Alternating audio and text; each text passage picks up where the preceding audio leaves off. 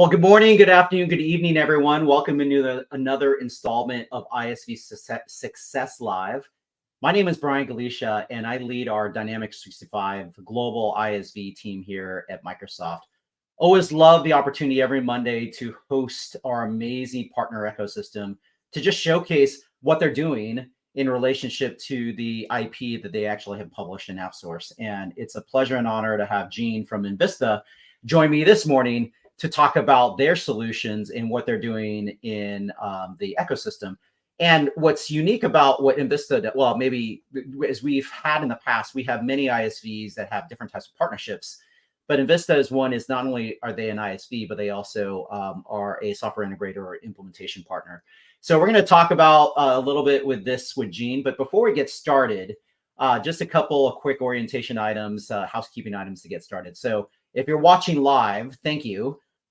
We'd love to hear where you're watching from. And so as you see in the ticker symbol below, if you just want to type in the location, maybe you're doing this from the East Coast or the West Coast like I am.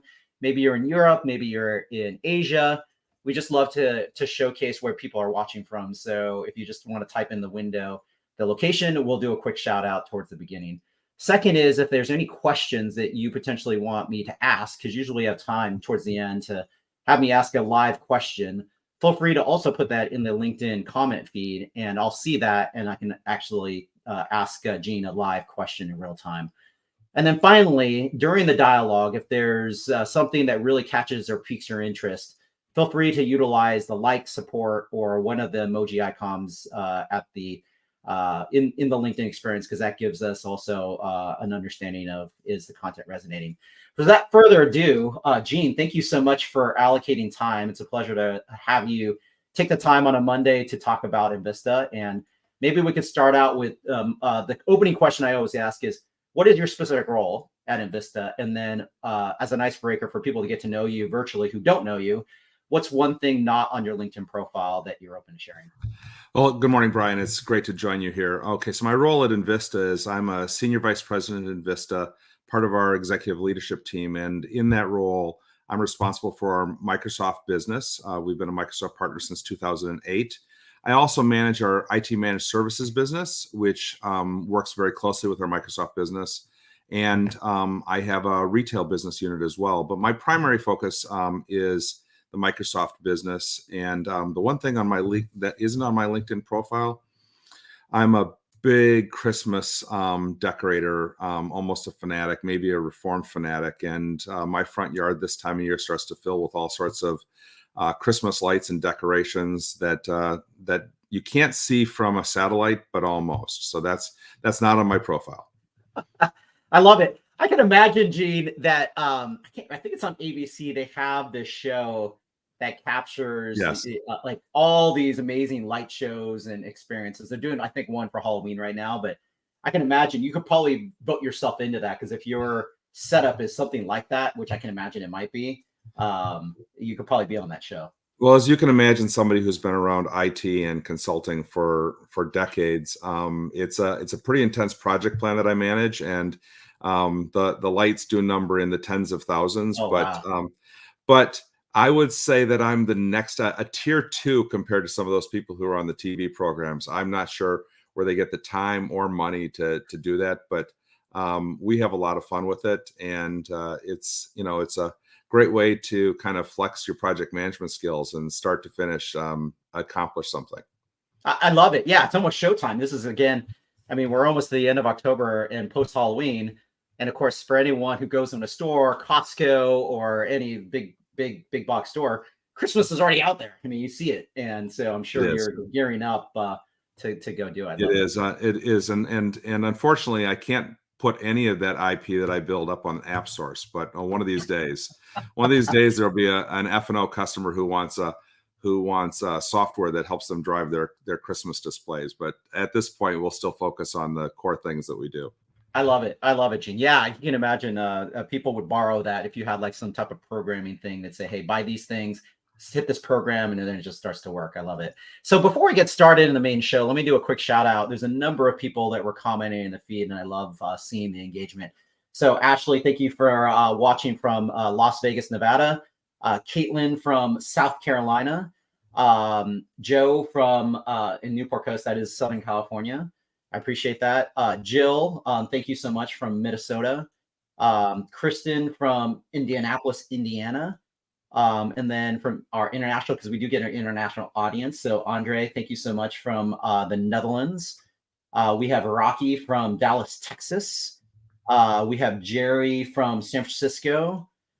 John from Cincinnati, Ohio. And I apologize. I can never get some of these names correctly, but Vinyashu, hopefully I apologize if I did not say your name correctly, but thank you for super late your time, but thank you for watching from India. Tyler from Indianapolis, another Indianapolis, Indiana.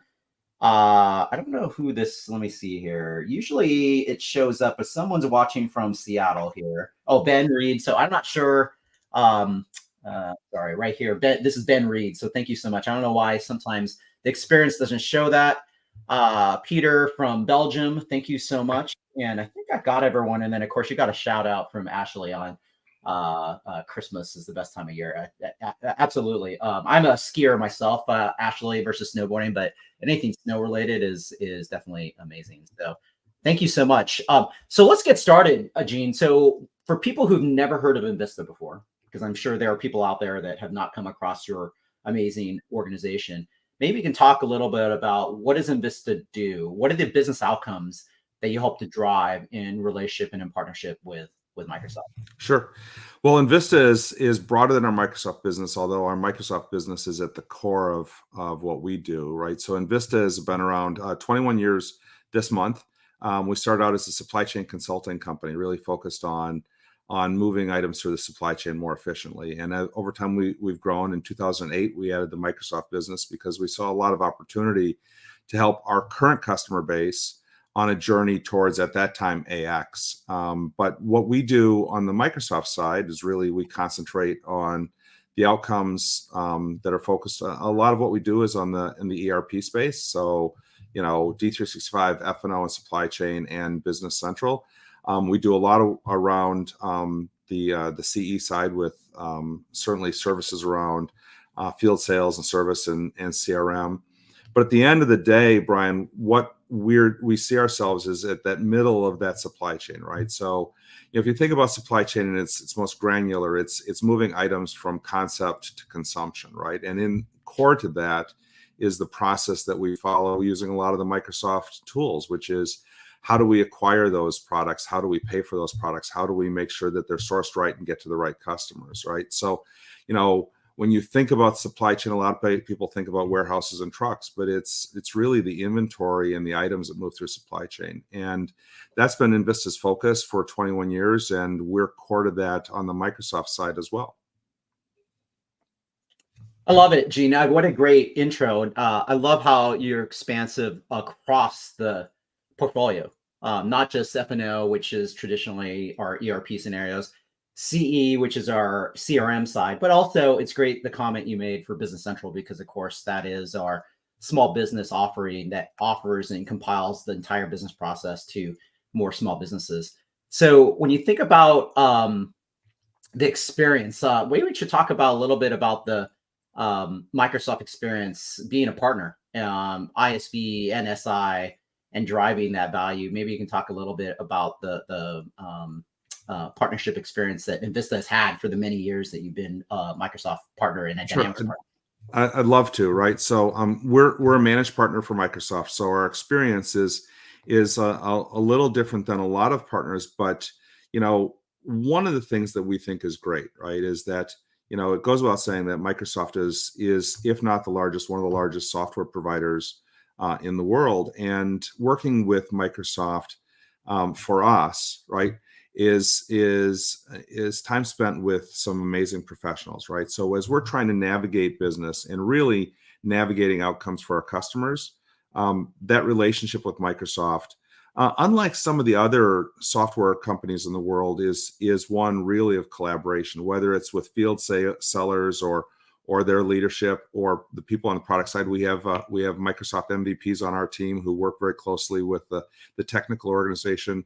We just find that while Microsoft is large, our relationships are very, very personal, and it helps us deliver the outcomes, right? So these projects can be very complex. They can have some long durations to them, and having a solid partner on the software side really helps us get to what we're trying to do, which is, once again, we're trying to drive outcomes that really can improve the business for our customers. Yeah, I love that, Gene. So maybe you could talk about, of course, you have both the ISV and the services side. Maybe go deeper a little bit on what is the specific IP that you have built to allow Microsoft and customers to go into their, let's say they've deployed F&O and they Yep. realize, oh my gosh, well, there's a specific thing that Microsoft first party does not do, because of course you can imagine, even though how big Microsoft is, we don't do everything. Right. There's no software company on this planet that can build every single business process scenario inherently out of the box for certain use cases, industry, or scenarios. So we have to rely on our amazing and impactful ISV ecosystem to go do that. So maybe you can talk a little bit Sure. about what are some of those core repeatable IP that you have driven that will lead to our other question of like, how has it evolved now that you have Gen AI type of scenarios popping up? Maybe you can that's actually the big question, right? So over time, as we've been deploying the F&O product, especially over the last several years, there have been some opportunities in the product around order management and really the flow of orders through the process, and then pricing, right? So pricing is one of the most complex things that can be done by a lot of our customers, especially around manufacturing and retail. So, we deployed core products around that. Now, to the evolution point of view, and I'll talk a little bit about, that process. Microsoft is not a fixed target. It's not static, right? So we will find that we've built intellectual property in the ISV space, and others in the space have found this as well, that sometimes a new feature comes out in the Microsoft generally available release that now does some, if not all, of what you've done before, right? So the evolution of that space is such that we continually look for where the opportunities are to fill in for our customers, right? So we have offerings that are on the app source right now that are robust around enhanced order management and enhanced pricing management. But frankly, right, we see the lines moving at Microsoft, and while we're evolving those products, we're also starting to think about the generative AI world, right? Because there's so much more to AI than just asking it a question, right? So we see our ISV role as how can we help, both from a services and a software set, help customers adopt AI both safely and successfully, right? And as we look for the future, our IP targets are going to be around that, which is, how do you deploy software tools that enhance that generative AI experience? Because just turning on a large language model isn't going to solve problems. You have to curate that experience, and there are some great Microsoft tools, especially in the Azure AI space. But we see opportunities there, both from a software side and from services, right? So we'll be enhancing our app source offerings here in the very near future with service-focused opportunities, not just software-focused opportunities for our customers to be able to really drive themselves forward in this new technical space. Yeah, and what a great summary too, because that's the beauty of some of our partners like enVista, because you have the ability to pivot on either, where there's repeatable IP that someone's looking for that fills a specific functional or industry gap that we just don't do, that they can partner with you to go, oh, you have repeatable IP here that fits the deployment model that I have. Or you also can bridge to we also have services that actually can help you deploy this. And you hit it spot on, Gene, because you think about generative AI, it is that combination of either you're going to fundamentally build your own language learning model, or train your model on your own, on the IP that customer owns using Azure OpenAI, and or you drive the value through the finished quote unquote scenarios through Copilot. And those Copilot scenarios either span dynamics or Microsoft 365. And so have you seen what you've observed? Have you seen end customers looking at doing one or other or both? Like, what are some of the things that you've seen so far in having these early conversations? Well, early conversations, right? And some of these conversations are born in the C-suite at our customers, right? So, you pick up the Wall Street Journal and all it talks about is generative AI and ChatGPT and large language models and especially the Microsoft investment, right? Because, we're of a belief that Microsoft is really leading the charge in a lot of the AI space at the moment. But the conversations have started with, well, how quickly can we deploy AI and what will it do for us, right? And where we're trying to take the conversation is, this is a stepwise process, right? You can more now than ever, right? The notion of garbage in, garbage out in computing applies here, right? So you wanna be confident in the data. You wanna curate the process. So the conversations we're having now is, how do I turn on Copilot? What will it give me? And the things we're saying back, because we're starting to use it ourselves at enVista, as Microsoft makes it available to partners, we're turning it on in our organization. And the journey for us is going to be the same as the journey for customers, which is you need a partner who understands that first and foremost, this is a cloud conversation, right? For the data and the compute, this is a cloud conversation. So have you made your journey to the cloud? The next piece is going to be, now this is a data conversation. Is your data aligned with what you need to understand to use AI, right? So do you have all the data? Is the data organized? Has the data been cleaned? Is it in the right repository? Have you used, a Lake or Fabric or whatever your mode is? And then for us, it's an outcome conversation. So, okay, so now you've checked those boxes. What are we trying to achieve? Right. So then that will tell you, is that a Copilot conversation because it's now using pre-made curated process, or is it an open process like Azure AI, where we're going to sit down with that organization and use our data and analytics people and our AI and ML experts to actually drive that conversation, to build the model, then to ultimately get the result. But I think, Brian, the biggest thing is that, if this was a baseball game, we're in the top of the first when it comes to this technology. Mm-hmm. This is going to move very fast. But anybody who wants to really run to the end has got to be aware that there are risks that they need to think about. But more importantly, even beyond the risks, when you're looking at IP to integrate here, or you're looking at process, you have to ask what you're trying to achieve. Is it cost savings? Am I looking for better efficiency? Is it visibility and transparency to my business? Is it a change in the way I interact with my customers, either from a process, like on customer service, or even from product selection, using AI to drive my product selection? You have to kind of, more now than ever with tool sets like this, you have to think about what I'm trying to achieve.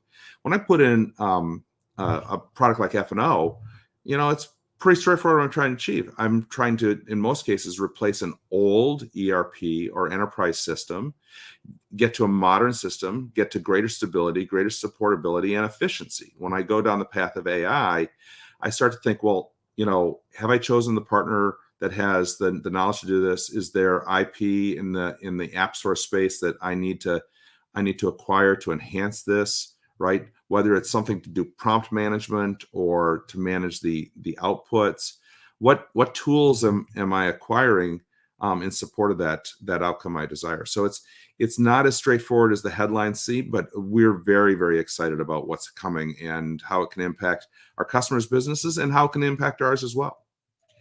Yeah, well said, Gene. I love sports analogies myself, being all sports, football, basketball, and of course, we're in the heat of the World Series, potentially with whittling down from 4 teams down to 2 who's going to play for the World Series. And you're spot on. I mean, we are very early in the stages, and you can't fast track things because there's so many, all the things you talked about as inputs and foundational things that have to happen. You can't just fast track it to say, oh, I'm now Gen AI enabled. Well, what does that really mean? Because those things really have to come into play. And I love all the examples you put out there, because I think the thing I've always seen too is not just efficiencies, it's especially around revenue and profit. Like, is this thing going to help me generate more revenue, or is it going to make me more efficient so my profits are higher? And of course, when the people using it, not necessarily the risk of replacing people, it's more of, and that's why I love the Copilot conversation, because there's someone along the lines that's with you as a user or whatever use case you're doing, especially in a business process, that is aiding you in getting relevant information in the context that you're looking for it. And I think that's one of the powerful things that you talked about, which is where a lot of organizations are looking at to go, can I do that with an out of the box finished scenario? Maybe. Or do I have or a partner helping me along the journey? And that's where I love seeing partners like enVista having the ability to flex on both sides. So maybe that's a good segue into one of my favorite questions, is the customer example or the journeys you've seen. And so when you've seen these many different Dynamics customers making either a selection for Dynamics or part of the evaluation, and with your unique capabilities on the IP side and services, what are some of the what's one of your favorite customer examples that you have observed with the repeatable IP you've done to improve, for example, F&O, to drive the better outcomes that customers are looking for? Well, we're in the middle of one right now. We have a customer in the Caribbean that is a large wholesaler of food products and distributor across the island, right? And they're running on a current ERP that really their current CEO was an intern, a summer intern when they implemented it, right? So it's been around for a while.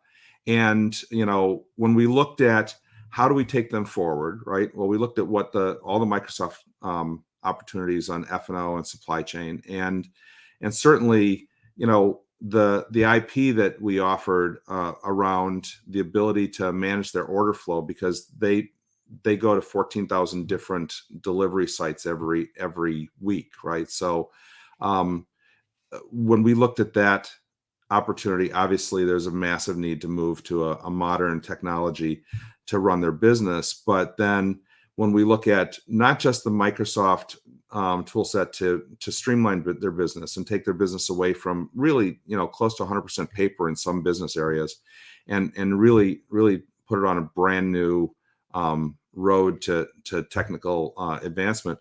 But the IP, right, and our ability to use that IP in very specific ways to enhance the process they're doing, and the way they're viewing the order flow, and the way it connects to their third-party vendors, right, has really given us a chance to see forward than we think in the next few months as we start bringing them live and more of their business. That made the difference in the process, and it's going to make the difference in the outcome. And that's why we've made the investment in intellectual property, because it can be a game changer, even if it's in a small spot within their business, to really get them the results they're looking for. Yeah, I love it, Gene, because we have other partners like you who have gone through and realized, wow, there are things that your organization are doing on the services side that can be repeatable, so that other people can get that value, right, see it. And then on the reverse, it gives that opportunity for people to see that value and realize, oh, you actually not only create the IP, you could actually help me do the implementation of that specific use case, which is really good to see. And so as we spend the next 5 minutes left, what would you recommend for people listening? Like, how do people learn more, Gene? What would be your recommendation if I'm a Microsoft seller selling into manufacturing or any of these scenarios? What are things that person should be thinking about to drive that value potentially with enVista?